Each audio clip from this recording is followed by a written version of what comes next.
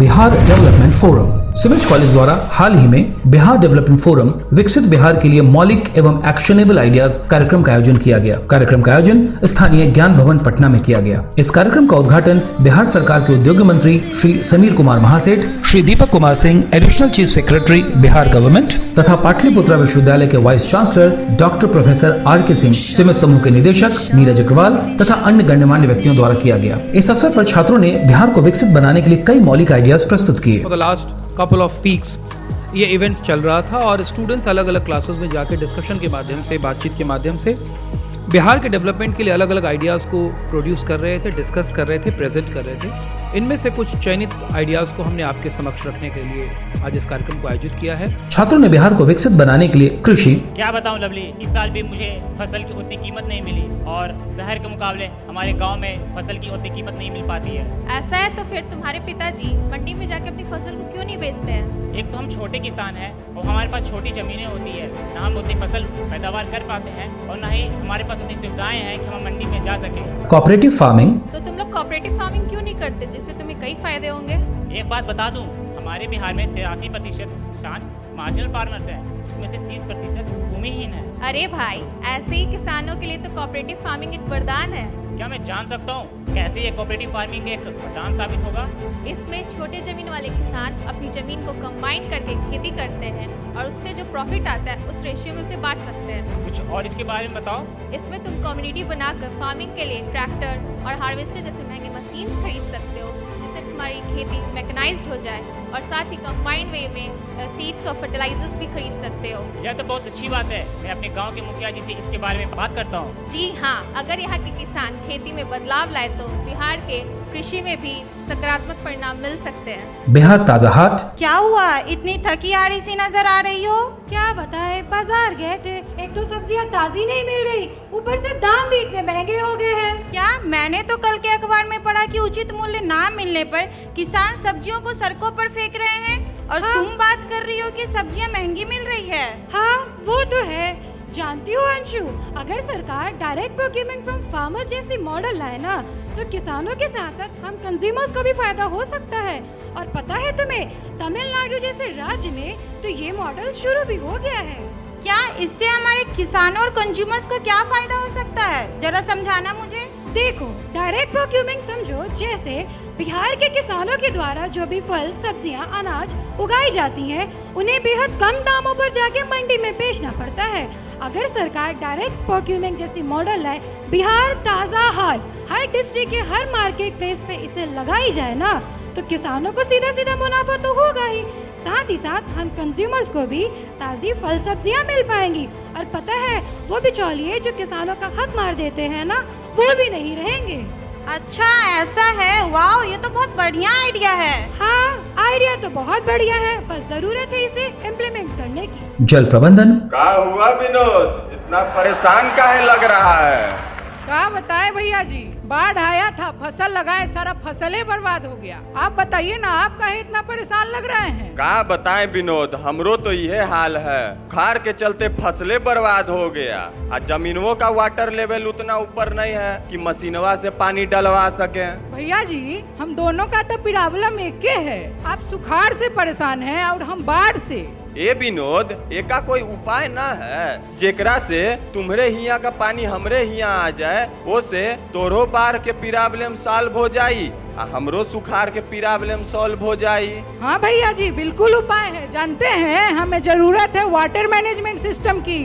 भक मर दे, ई का बोल दिया बा भैया जी, वाटर मैनेजमेंट सिस्टम। ओ, ई का होता है? इसमें ना स्पंज सिटी होता है। सरकार हर साल तो लाखों का खर्च करती ही है बाढ़ पीड़ित पर, लेकिन ये अस्थायी नहीं है, हर साल ये बेकार हो जाता है। तो बताओ न विनोद, ये स्पंज सिटी का है? अरे भैया जी, एकरा से का स्पंज होगा? सिटी नहीं है, स्पंज सिटी। अच्छा, जो भी हो।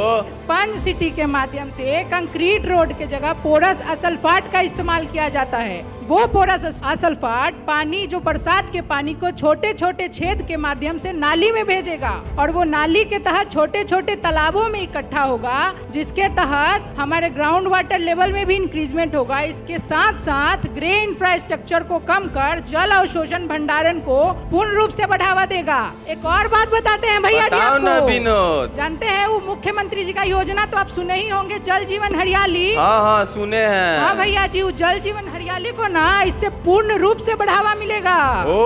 हाँ भैया जी, और तो और जानते हैं हमारे देश के बड़े बड़े शहर Mumbai, Kochi, Chennai sponge city road map को विकसित करने के बारे में सोच रहे हैं। अच्छा। और अगर हमने इस पे काम कर लिया तो हम इस पे लीड ले सकते हैं। पर्यटन। हेलो आनंद, कैसे हो? हेलो सुनिधि, मैं ठीक हूँ, तुम बताओ तुम कैसी हो? मैं भी बढ़िया। अच्छा, सुना है तुम्हारी छुट्टियाँ शुरू हो गई है? हाँ, कॉलेज की तो छुट्टियाँ मेरी शुरू हो चुकी हैं। तो कहीं घूमने का प्लान तो जरूर बनाया होगा। हाँ, प्लान बनाया है ना, शिमला जाएंगे, जम्मू जाएंगे, जयपुर जाएंगे। हाँ, वो सब तो ठीक है, लेकिन क्यों नहीं तुम बिहार घूमने आओ? आखिर तुम्हारे बिहार में ऐसा क्या है कि हम तुम्हारे बिहार घूमना है? हम तुमसे बाद में बात करते हैं। आखिर बिहार घूमने हम क्यों आए? ये सवाल हर वो व्यक्ति पूछता है जिसे बिहार के पर्यटन स्थलों के बारे में जानकारी नहीं है। बिहार में पर्यटन को बढ़ावा देने के कई कारण हैं, जैसे आध्यात्मिक स्थल, मेला महोत्सव, व्यंजन पकवान, स्वास्थ्य पर्यटन, जैसे राजगीर का गर्म पानी का जलाशय जो त्वचा रोग ठीक करने के लिए जाना जाता है। पर अभी भी बिहार में पर्यटन ब्रांड एवं आवागमन, खाने, सोने, रहने जैसी सुविधाओं का अभाव है। बिहार में कई प्राचीन धरोहरें हैं, जैसे नालंदा, राजगीर, शेरशाह का मकबरा। इन इमारतों को स्पेशल हेरिटेज जोन के रूप में विकसित किया जा सकता है। यहाँ सभी धर्मों के तीर्थ स्थल, साथ ही छठ पर्व पर्यटकों को आकर्षित करने की क्षमता रखते हैं। बिहार में हथकरघा और हस्तशिल्प के लिए बाजार विकसित किए जाने चाहिए। यहाँ फूड फेस्टिवल के माध्यम से राज्य के व्यंजन जैसे खाजा, गाजा, ठेकुआ, मखाना, लिट्टी चोखा, सत्तू आर्थिक अवसर उत्पन्न कर सकते हैं। हमारा बिहार सांस्कृतिक और प्राकृतिक विविधताओं से भरा है, बस जरूरत है इसे संवारने और जागरूकता फैलाने की। वहीं अन्य प्रदेश में पर्यटन ब्रांड डेवलपमेंट को लेकर कई कार्य किए गए हैं, पर हमारे बिहार में अभी पूर्ण रूप से ब्रांड विकसित नहीं है। तो जरूरत है अपने बिहार की एक अलग पहचान और ब्रांड बनाने की, ताकि शान से मैं ये कह सकूं, महापुरुषों और कलाकृतियों के संसार में आइए ना हमरा बिहार में। ब्रांड बिहार की जरूरत। हेलो बिट्टू, क्या कर रहे थे भाई? अरे मैं तो अभी न्यूज़पेपर पढ़ रहा था। तो अब क्या खास था आज के न्यूज़पेपर में? अरे आजकल के न्यूज़पेपर में खास क्या रहता है, वही सभी घिसी पिटी खबरें। लेकिन हाँ, एक चीज़ अहम था कि दूसरे स्टेट्स के जितने भी ब्रांड्स हैं वो काफ़ी तेज़ी से प्रगति कर रहे हैं। हाँ, ये बात तो है, लेकिन क्या हमारे बिहार में भी ऐसे ब्रांड नाम की कोई चीज़ होती भी है? हमारे बिहार में कहाँ? हमारे बिहार में तो लोग दूसरे स्टेट्स के ब्रांड्स को सपोर्ट करते हैं, लेकिन हमारे बिहार के बारे में तो ऐसा कोई सोचता ही नहीं है। हाँ, ये तो तुमने बिल्कुल सही बोला। अच्छा, क्या मैं तुमसे कुछ सवाल पूछ सकता हूँ? हाँ बिल्कुल, पूछो ना। क्या तुम्हें बिस्वा बंगला के बारे में पता है? हाँ, ये तो वेस्ट बंगाल का एक बहुत ही फेमस ब्रांड है। क्या तुम मृगनयनी कलेक्शंस के बारे में जानते हो? ये तो मध्य प्रदेश का एक ब्रांड है। अच्छा, तुमने इतनी सारी चीजें बता दी, तो लगे हाथ मुझे बिहार के भी एक ब्रांड का नाम बता दो। मैंने तो अपने बिहार में ऐसा कुछ नहीं सुना है कि हमारे बिहार में भी कोई ब्रांड होता है। यही हमारे बिहार के और बिहार के लोगों की दिक्कत है कि हम जो है अपने बिहार के कारीगरों द्वारा निचले स्तर पे होने के बावजूद भी, उच्चतम उत्पाद बनाने के बाद भी जो है हम उन्हें सपोर्ट नहीं करते, उन्हें बढ़ावा नहीं देते। अगर हम उन्हें सपोर्ट दें और बढ़ावा दें तो हमारे बिहार के जो भी ब्रांड्स हैं उन्हें राष्ट्रीय और अंतर्राष्ट्रीय स्तर पर एक अलग पहचान मिल सकती है। तो जरूरत है हम सबको मिलकर अपने बिहार के ब्रांड को सपोर्ट करने की, ताकि हमारे बिहार राज्य को एक अलग ही पहचान मिल सके। मैं दूसरे स्टेट्स के ब्रांड्स को सपोर्ट करने से मना नहीं कर रहा, लेकिन हम जिस जन्मभूमि पे जन्म लिए हैं हमें वहाँ के उत्पादों को भी जो है बढ़ावा देना चाहिए, आगे बढ़ाना चाहिए। तो हम सबको अपने बिहार के ब्रांड को बनाने में सपोर्ट करना है, फिर वो चाहे ज्ञान की भूमि नालंदा से हो या बुद्ध के तपोवन से। Terrace gardening. ठंडी की धूप का मजा तो छत पर ही आता है। तो छत से ही अपनी इनकम क्यों नहीं बढ़ाते हो? इनकम और छत से? वो कैसे? तुम्हें टेरेस गार्डनिंग के बारे में नहीं पता? क्या है ये टेरेस गार्डनिंग? इसमें छत पर तरह तरह की सब्जियां, फल, सजावटी फूल, हर्बल प्लांट्स लगा सकते हो। इससे तुम्हें ताजी ताजी सब्जियों के साथ ताजी और शुद्ध हवा भी खाने को मिलेगी। ये तो बड़े अच्छा उपाय है। एक और फायदे की बात बताओ। हाँ बताओ। बिहार सरकार ने बागवानी योजना चलाई है, जिसमें 50% तक की राशि अनुदान के रूप में दी जा रही है। यह तो बड़ी अच्छी पहल है सरकार के द्वारा। Solar farming. हाँ, तुम्हारा छत तो काफी बड़ा है, तुम अगर चाहो तो उस पर सोलर प्लेट्स भी लगा सकते हो। फिर तो इससे बिजली की काफी बचत भी होगी। हाँ, तुम अपनी बिजली को ग्रिड में देकर अपना बिल कम करवा सकते हो। फिर तो इसे शहरों के साथ साथ गांव में भी अपनाना चाहिए। गांव में खाली जमीनें हैं, छत भी खाली ही रहते हैं। हाँ, और उनमें सोलर प्लेट्स लगाकर उनकी बिजली की समस्या सुलझाई जा सकती है। इससे गांव और शहर दोनों का विकास होगा। तो सोलर प्लेट्स लगाओ, अपनी आय बढ़ाओ और सूर्य भगवान की कृपा का संपूर्ण लाभ उठाओ। स्मार्ट विलेज, क्यों ना हम स्मार्ट सिटी के साथ साथ स्मार्ट विलेज के कॉन्सेप्ट पे भी काम करें। हाँ बिल्कुल, और स्मार्ट विलेज होने से हमारा राज्य भी तरक्की कर सकता है। तुम बताओ, तुम्हारे सपनों का स्मार्ट विलेज कैसा होना चाहिए? एक स्मार्ट विलेज बनाने के लिए गांव में 24 घंटे बिजली की सुविधा, बच्चों के लिए प्राइमरी और हाई एजुकेशन की सुविधा, महिलाओं के लिए सेल्फ हेल्प ग्रुप, पक्के मकान, पक्की सड़कें, डिजिटल सुविधाएं, गौशाले इत्यादि का निर्माण करना होगा। बिल्कुल, ये तो अच्छा विचार है और यह सब काम हम गांव के पर्यावरण को ध्यान में रखकर आसानी से कर सकते हैं। तो क्यों ना हम मिलकर इसके बारे में सबको जागरूक करें। हाँ, हम ये कर सकते हैं। स्वास्थ्य, मेरी चप्पल कहाँ है? बिना चप्पल के मैं फर्श से पैर नहीं रखूंगा, बहुत ठंड है। छोटे, तुम चप्पल की बात करते हो, क्या तुम जानते हो बिहार में न जाने कितने लोग अस्पताल में बेड की कमी के कारण अस्पताल के फर्श पर लेटकर अपना इलाज कराने के लिए मजबूर हैं? और अगर राजधानी को छोड़ दी जाए तो बिहार में ना अच्छे अस्पताल हैं और अच्छे डॉक्टरों की भी कमी है। तो इसके सुधार के लिए हमें क्या करना होगा भैया? इसके सुधार के लिए हमें प्रत्येक जिला स्तर पर सुपर स्पेशलिटी हॉस्पिटल की स्थापना करनी होगी, जिससे राजधानी के अस्पताल मरीजों के लिए केवल एकमात्र उम्मीद बनकर नहीं रह पाएंगे। पर भैया, आपने ही तो अभी कहा कि यहाँ डॉक्टरों की भी कमी है। उनकी कमी को हम कैसे पूरा करेंगे? डॉक्टरों की कमी को पूरा करने के लिए हमें मेडिकल कॉलेज की स्थापना एक बड़े स्तर पर करनी होगी, जिससे और भी अच्छे डॉक्टर उभर कर सामने आ पाएंगे। पर उन लोगों का क्या जो समय पर अस्पताल पहुंच ही नहीं पाते हैं? सही कह रहे हो छोटे, बिहार में लगभग 25% लोग इमरजेंसी केस में एम्बुलेंस न मिलने के कारण अस्पताल नहीं पहुंच पाते और उनकी मृत्यु हो जाती है। इसके लिए हमें प्रत्येक पंचायत स्तर पर मुफ्त एम्बुलेंस की सुविधा करानी होगी, जिससे उन्हें अस्पताल पहुंचाया जा सके और उनकी जान बचाई जा सके। वाह भैया, आपने तो सारे समाधान बता दिए, पर उन लोगों का क्या जो स्वास्थ्य के प्रति जागरूक नहीं है? उन लोगों को हमें हेल्थ कार्ड के माध्यम से जोड़ना होगा, साथ में monthly annual comprehensive health checkup भी कराना होगा, जिससे जो लोग अपना हेल्थ चेकअप नहीं कराते, अगर सरकार उन्हें स्वास्थ्य सुविधाएं उपलब्ध कराएंगी तो इनसे उनकी बीमारियों का जल्द से जल्द पता लगाया जा सकेगा और उसका इलाज भी आसानी से किया जा सके। साथ ही साथ उससे मिले हुए डेटा के अनुसार सरकार उसे स्वास्थ्य संचालित के लिए बहुत प्रयोग में हेल्प कर सकती है। इतना ही नहीं, इसके साथ पैथोलॉजी और रेडियोलॉजी जैसे डिपार्टमेंट्स में हजारों लोगों को रोजगार भी मिलेगा। ये करने वाला बिहार देश का पहला राज्य बन सकता है, जिसपे हमें गर्व होगा। हाँ भैया, आपने बिल्कुल सही कहा। इसी तरह हम एक स्वस्थ एवं उन्नत बिहार की कल्पना कर सकते हैं। स्पेशल इकोनॉमिक जोन, क्या आपको पता है हमारा वाणिज्य मंत्रालय इस बात का कयास लगाए रखा है कि अगले साल तक स्पेशल इकोनॉमिक जोन यानी विशेष आर्थिक क्षेत्र माने सेज में निवेश के लगभग 2 खरब रुपए को पार कर जाएगा। ये सेज क्या है? सेज में किसी खास इलाके को कर्णांकित किया जाता है, जिसमें टैक्स बेनिफिट के साथ साथ टैक्स हॉलिडे दिया जाता है, जिससे वहाँ इंडस्ट्रियां सेटअप लगाना चाहती हैं अपना ज्यादा से ज्यादा मात्रा में। तो फिर हमारे देश में कितने सेज बने हैं? अभी तक हमारे देश में कुल 513 स्पेशल इकोनॉमिक जोन बन चुके हैं, जिसको औपचारिक रूप से स्वीकृति मिल चुकी है। अरे वाह, ये तो बहुत अच्छी बात है। हमारे बिहार में कितने स्पेशल इकोनॉमिक जोन्स बने हैं? अफसोस की बात तो यह है कि हमारे बिहार में अभी एक भी स्पेशल इकोनॉमिक जोन नहीं है। क्या हमारे बिहार में एक भी स्पेशल इकोनॉमिक जोन नहीं है? ऐसा क्यों? असल कारण यह है कि बिहार सरकार भूमि अधिग्रहण विवाद में पड़ना ही नहीं चाहती। यही कारण है, और इंडस्ट्री को लगाने के लिए उसकी मूलभूत सुविधाएं, सड़क, बिजली, पानी चाहिए, जिसे भी सरकार को देना चाहिए ताकि इंडस्ट्री लग पाए। अच्छा, सेज के बारे में और कुछ बताओ।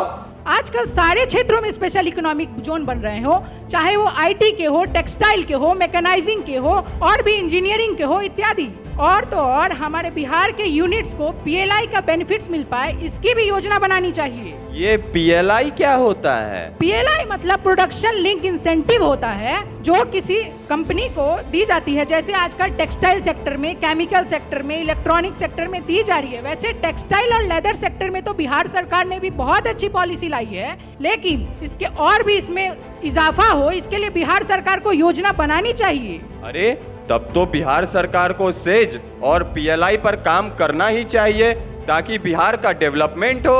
हाँ, क्यों नहीं। जब तक विशेष राज्य का दर्जा बिहार को मिलता है, तब तक तो कम से कम एक सेज बना ही सकते हैं, ताकि विशेष राज्य के दर्जा जैसे फायदे उस बिहार को मिल सके।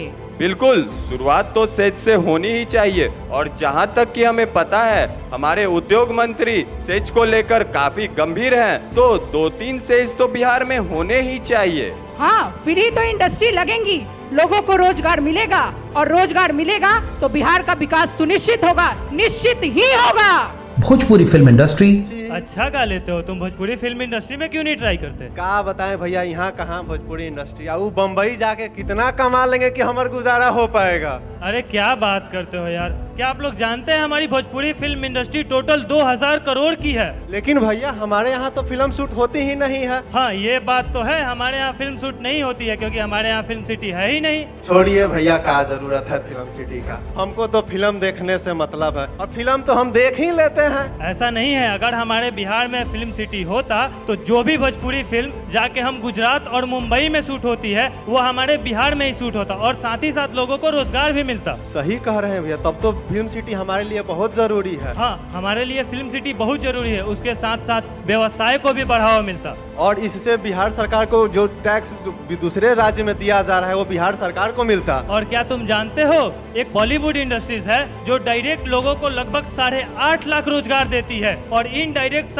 18.5 लाख लोगों को। तो हमारा भोजपुरी इंडस्ट्री क्यों नहीं इतना रोजगार दे सकता है? और अगर यहाँ पे भोजपुरी फिल्म सिटी बनती है तो यहाँ पे इकोसिस्टम डेवलप होगा, जहाँ पे नए नए कलाकारों को भी अपना कला दिखाने का और हुनर दिखाने का मौका मिलेगा। और उसके साथ ही जब हमारे बिहार में फिल्म सिटी बनेगी तो दूसरे राज्य के फिल्म इंडस्ट्री जैसे साउथ के, बॉलीवुड के सब लोग आके यहाँ फिल्म बनाएंगे, उससे हमारे बिहार में ग्रोथ होगा। तो आइए हम बिहार सरकार से एक यहाँ पे भोजपुरी फिल्म सिटी बनाने का आग्रह करते हैं, और साथ ही साथ भोजपुरी फिल्म इंडस्ट्री को उद्योग का दर्जा देने की आग्रह करते हैं। चीनी उद्योग। क्या तुम्हें पता है हमारे देश में आज़ादी से पहले 66 चीनी मिलें हुआ करती थी, जिसमें से 33 बिहार के पास था, और ये देश का 40% चीनी का उद्योग था। अच्छा, लेकिन आजकल तो ऐसा कुछ भी नहीं है। हाँ, आज मात्र 4% ही चीनी का उद्योग दे पा रहा है। बस 4%? जी हाँ। 4%? इतना कम? ऐसा हुआ कैसे? क्योंकि सारी चीनी मिलें ठप पड़ने लगी। क्या हम चीनी मिल को दोबारा शुरू नहीं कर सकते हैं? जरूर कर सकते हैं मेरे भाई, यही चीनी मिलें हमारे राज्य में इतने सक्सेसफुल तरीके से चल रही थी और इतनी लाभ अर्जित कर रही थी, तो अब इसे बढ़ावा देने की जरूरत है। बिल्कुल, तब तो सरकार को बिहार में चीनी मिल लाने के लिए प्रोत्साहन देना चाहिए, क्योंकि चीनी मिल में न केवल चीनी का ही उत्पादन होता है बल्कि पेपर, एथेनॉल और साथ साथ वहाँ पे पावर प्लांट भी लगाए जाते हैं, जिससे कि चीनी मिल का जो है मुनाफा बढ़े। हाँ, तो मैं तुम्हें एक और बात बता दूं, मढ़ौरा का चीनी मिल जो कि 600 एकड़ में विकसित है, सिर्फ यह एक अकेला चीनी मिल प्रत्यक्ष और अप्रत्यक्ष रूपों से हजारों लोगों को रोजगार दे सकती है।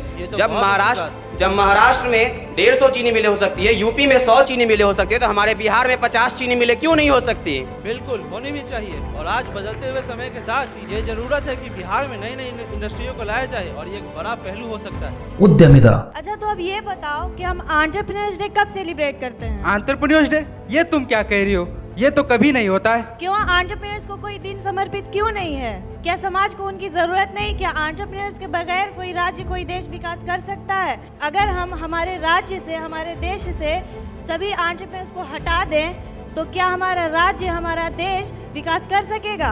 बिल्कुल नहीं, इस ओर तो कोई ध्यान भी तो नहीं देता है। यही तो बात है जो हमें समझनी चाहिए कि एंटरप्रेन्योर्स का भी सम्मान हो, एंटरप्रेन्योरशिप का सम्मान हो। हाँ, सही कह रहे हो तुम। अक्सर देखा जाता है कि कई बार कई प्रोफेशन के लोगों को स्टेज पर बुलाया जाता है तो उसका परिचय एक प्रोफेशन वाइज कराया जाता है। ये बहुत बड़े डॉक्टर है, ये बहुत बड़े इंजीनियर है, ये बहुत बड़े लॉयर है। लेकिन जब किसी एंटरप्रेन्योर को स्टेज पर बुलाया जाता है तो उनका परिचय एक समाज सेवी के रूप में कराया जाता है। हाँ बिल्कुल, आखिर उनकी यह पहचान क्यों छुपाई जाती है? क्यों उन्हें नजर से देखा जाता है? क्यों नीची नजरों से देखा जाता है? आखिर एक एंटरप्रेन्योर होने में क्या बुराई है? उन्हें समाज में कमतर क्यों माना जाता है, जबकि बगैर एंटरप्रेन्योर्स के कोई भी राज्य, कोई भी देश का विकास संभव नहीं है? बिल्कुल सही कहा तुमने। तो इन बात पर मैं एम्फेसाइज करना चाहता हूँ कि एंटरप्रेन्योरशिप के लिए सम्मान हो और उन्हें सम्मान के नजरों से देखा जाए। और हाँ, समाज और सरकार के द्वारा उन्हें वो समुचित सुविधाएं दी जाए, उन्हें वो मंच दिया जाए, उन्हें वो सम्मान दिया जाए जिसके वो हकदार हैं। क्योंकि एंटरप्रेन्योरशिप को सम्मान मिलेगा तो अगली पीढ़ी जो वो एंटरप्रेन्योरशिप बनने के सपने देखेंगे वो कुछ बड़ा करना चाहेगी। आज हम अलग अलग फील्ड में जाना चाहते हैं, हमारे माता पिता हमें हर फील्ड में प्रमोट करते हैं, लेकिन हमें एंटरप्रेन्योरशिप के लिए कोई प्रमोट नहीं करता। ऐसा क्यों? हमें इस सोच को बदलना होगा और इस दिशा में भी सरकार को कदम उठानी चाहिए। और प्रत्येक जिलों में एंटरप्रेन्योरशिप के लिए पुरस्कार होना चाहिए। प्रत्येक युवा उद्यमियों को पुरस्कृत किया जाना चाहिए, उन्हें प्रोत्साहित करना चाहिए, उन्हें सम्मानित करना चाहिए और उन्हें एक आइकन के रूप में देखना चाहिए, क्योंकि आगे चलकर यही उद्यमी जो हैं वो टैक्स तो भरेंगे और जॉब भी देंगे। और अगर सभी दुकानें बंद कर दिया जाए, सभी फैक्ट्रियां बंद कर दिया जाए, तो हमारे ग्राहकों के लिए वस्तुओं का मिलना मुश्किल हो जाएगा, यहाँ तक कि वस्तुओं की कीमत भी बढ़ जाएगी। तो एंटरप्रेन्योरशिप का जरूरत सिर्फ टैक्स के लिए नहीं बल्कि कंज्यूमर्स के लिए भी होना चाहिए। बिहार में स्किल बेस्ड विश्वविद्यालय की स्थापना। हमारे देश में आजकल एक नया ट्रेंड देखने को मिल रहा है और वो है एंटरप्रेन्योरशिप एंड स्कॉलर और स्टार्टअप की ओर युवाओं का झुकाव। बीते वर्ष 2022 में हमारे देश में लगभग 80,000 नए स्टार्टअप शुरू किए गए हैं। वो इसमें से बिहार में कितने हुए हैं? लेकिन चिंता की बात यह है कि हमारे बिहार में केवल 300। इसलिए हमारे बिहार में भी इस ट्रेंड को बहुत जोर शोर से आगे बढ़ाने की जरूरत है। भाई तो मुझे एक बात बताना, हम लोग बिहार में इस ट्रेंड को आगे कैसे बढ़ा सकते हैं? बिहार में इस ट्रेंड को आगे बढ़ाने के लिए सरकार को हर एक जिले में एंटरप्रेन्योरशिप इंक्यूबेशन सेंटर की स्थापना करनी होगी, जहां जो भी स्टार्टअप खोलना चाहें उन्हें प्रॉपर गाइडेंस मिल सके। अरे भाई तुम डिस्ट्रिक्ट में से खोलने की बात करते हो, यहाँ हमारा कॉलेज के स्टूडेंट स्टार्टअप में अच्छा कर सके इसके लिए सीमेज पाटलिपुत्रा में एंटरप्रेन्योरशिप इंक्यूबेशन सेंटर खोला जा रहा था, लेकिन विगत 3 सालों से सरकार के अनुमति के लिए ये रुका हुआ है। अगर सरकार इसको ये अनुमति दे दे तो सीमेज एंटरप्रेन्योरशिप को एक ऊंचे लेवल पर ले जा सकता है। साथ ही साथ प्रोत्साहित करने के लिए सरकार एक एनुअल मीट का भी आयोजन कर सकती है, जहां अलग अलग डिस्ट्रिक्ट से चुने हुए लोग आकर अपने स्टार्टअप के आइडियाज को शेयर करें और जो अच्छा आइडियाज हो उन्हें सम्मानित किया जाए, उन्हें प्रॉपर सुविधा दी जा सके। भाई तो इसके लिए तो लोगों को अपना मेंटलिटी चेंज करना पड़ेगा। हाँ, मनस्थिति में बदलाव तो जरूरत है, क्योंकि जब तक मनस्थिति नहीं बदलेगी तब तक परिस्थिति कैसे बदलेगी। आज लोग आईआईटी और मेडिकल की पढ़ाई क्लास 8 से ही शुरू कर रहे हैं, तो फिर एंटरप्रेन्योरशिप की पढ़ाई क्यों नहीं हो सकती शुरू? तो भाई तुम्हारे कहने का मतलब ये है कि अगर सरकार हमारे स्कूल के करिकुलम में एक एंटरप्रेन्योरशिप डेवलपमेंट के रिलेटेड अगर कोई सब्जेक्ट ला देती है तो ये हमारे लिए अच्छा होगा। बिल्कुल, और साथ ही साथ सरकार को तो इतना कंपल्सरी कर ही देना चाहिए कि कॉलेज के एक सेमेस्टर में एंटरप्रेन्योर्स का एक सब्जेक्ट जरूर हो। इत्यादि की जरूरतों पर खुलकर अपने विचार प्रस्तुत किए। इस अवसर पर छात्रों को संबोधित करते हुए बिहार सरकार के उद्योग मंत्री श्री समीर कुमार महासेठ ने सिमेज के सफलताओं की सराहना की। उन्होंने कहा, बिहार में छात्रों की प्रतिभा की कोई कमी नहीं है। उन्होंने छात्रों को भी उद्यमिता के क्षेत्र में आने की सलाह दी। निश्चित तौर पे आपकी प्रस्तुति बहुत अच्छी लगी। जो था औद्योगिकीकरण का, पल्प इंडस्ट्रीज का, सिंगल विंडो सिस्टम का, एग्रो बेस्ड इंडस्ट्रीज का, बिहार माने ग्रामीण हाट का, शेज का that is special economic zones का, भोजपुरी फिल्म इंडस्ट्रीज का, चीनी उद्योग का, जूट उद्योग का, एंटरप्रेन्योरशिप को सम्मान, स्किल बेस्ड यूनिवर्सिटी का।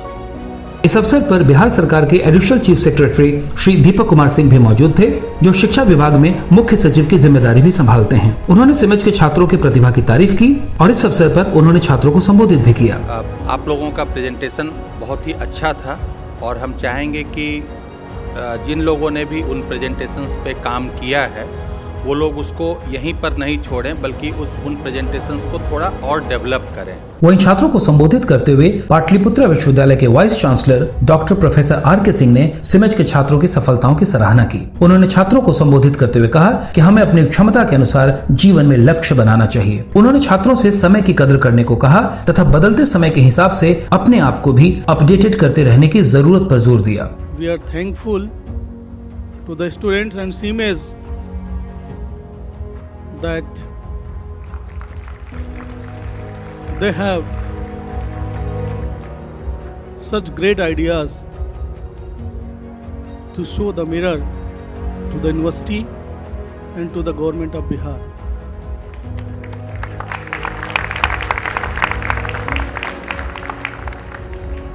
इस कार्यक्रम में बिहार इंडस्ट्रीज एसोसिएशन के पूर्व अध्यक्ष श्री रामलाल खेतान जी भी मौजूद थे। जब हमारे राष्ट्रपति अब्दुल कलाम जी ने कहा था कि इस देश का विकास तब तक नहीं हो सकता है जब तक बिहार का विकास नहीं हो सकता, तो वो दिखता है।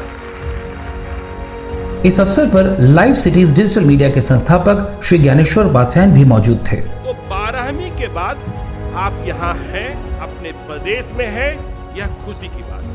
इस अवसर पर अतिथियों का स्वागत करते हुए सिमेज के निदेशक नीरज अग्रवाल ने राज्य में उद्यमिता को विकसित करने के लिए एक स्किल बेस्ड विश्वविद्यालय की स्थापना पर जोर दिया। उन्होंने सिमेज समूह की सफलता का जिक्र करते हुए कहा कि सिमेज समूह ने छात्रों को प्लेसमेंट दिलाने के क्षेत्र में उल्लेखनीय काम किया है। कि बिहार में रोजगार देने में जो काम हमने किया है, मुझे शायद कोई दूसरा संस्थान, क्या तुम लोग मेरी इस बात से सहमत हो?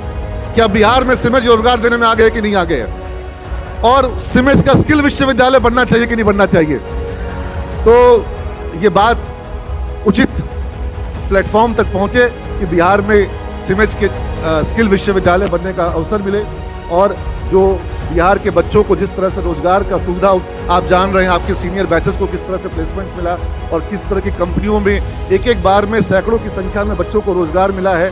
ज्ञात हो कि सिमेज के छात्रों का चयन Wipro, TCS, Infosys, Capgemini, Cognizant, Accenture, IBM, Amdocs, Rackspace, Genpact, Intel, Oracle, HP, HCL, Tech Mahindra, LTTS, Mindtree और पेपाल जैसी कंपनियों में हुआ है।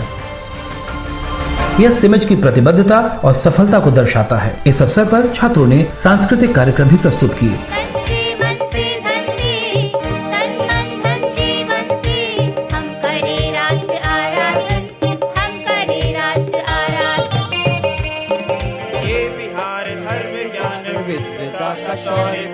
ये बिहार है अशोक चंद्र गुप्त मौर्य का, ये बिहार 10वें गुरु गोविंद सिंह वीर का, ये बिहार है भगवान महावीर का, ये समुद्र गुप्त आर्यभट्ट की वसुंधरा, दिनकर और नागार्जुन के ज्ञान से हरा भरा।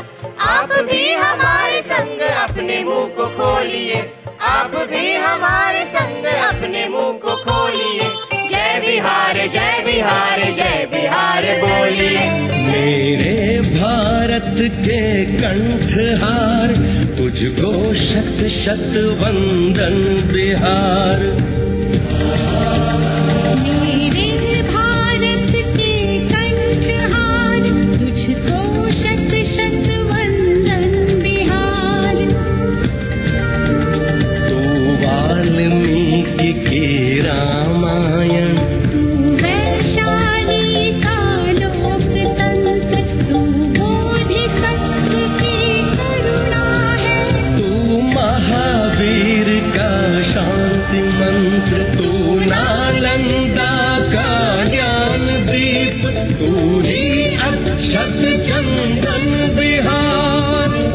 इसके पूर्व सिमेज कॉलेज द्वारा कॉर्पोरेट कैंपस कनेक्ट कार्यक्रम का भी आयोजन किया गया था। शैक्षिक उत्कृष्टता के साथ उद्योग जगत की आवश्यकताओं को समझने के लिए आयोजित किया गया था यह कार्यक्रम। इस कार्यक्रम का उद्घाटन बिहार सरकार के उद्योग मंत्री श्री समीर कुमार महासेठ तथा पाटलिपुत्रा विश्वविद्यालय के vice chancellor doctor professor RK Singh तथा सिमेज समूह के निदेशक नीरज अग्रवाल एवं अन्य गणमान्य व्यक्तियों द्वारा किया गया था। इस अवसर पर उत्कर्ष स्मॉल फाइनेंस बैंक के zonal manager HR Shri Tapi Bhushan मौजूद थे। उन्होंने छात्रों को बैंकिंग इंडस्ट्री की वर्तमान जरूरतों, प्लेसमेंट संबंधी जानकारी तथा बैंकिंग एवं फाइनेंस इंडस्ट्री में करियर ग्रोथ के बारे में जानकारी प्रदान की। साथ ही इस मौके पर उत्कर्ष स्मॉल फाइनेंस बैंक द्वारा कॉलेज से हाल में ही चयनित 41 छात्रों को जॉब ऑफर लेटर भी वितरित किया गया। इस अवसर पर विप्रो टेक्नोलॉजीज के HR विभाग के प्रतिनिधि श्री अनुराग कीर्ति भी मौजूद थे। उन्होंने छात्रों को Wipro work integrated learning programme के बारे में जानकारी दी तथा IT इंडस्ट्री की वर्तमान जरूरतों, प्लेसमेंट संबंधी जानकारी एवं विप्रो में ग्रोथ के बारे में जानकारी प्रदान की। उन्होंने छात्रों को लर्निंग, अनलर्निंग और रीलर्निंग के बारे में भी जानकारी दी। उल्लेखनीय है कि इस वर्ष 122 छात्रों को विप्रो के द्वारा चयनित किया जा चुका है। शेष कई छात्रों का अभी फाइनल राउंड बाकी है। TCS द्वारा भी इस वर्ष कई छात्रों को चयनित किया जा चुका है। विप्रो और TCS को मिलाकर इस वर्ष 148 छात्रों का चयन इन कंपनियों द्वारा किया जा चुका है। शेष छात्रों का फाइनल राउंड अभी बाकी है।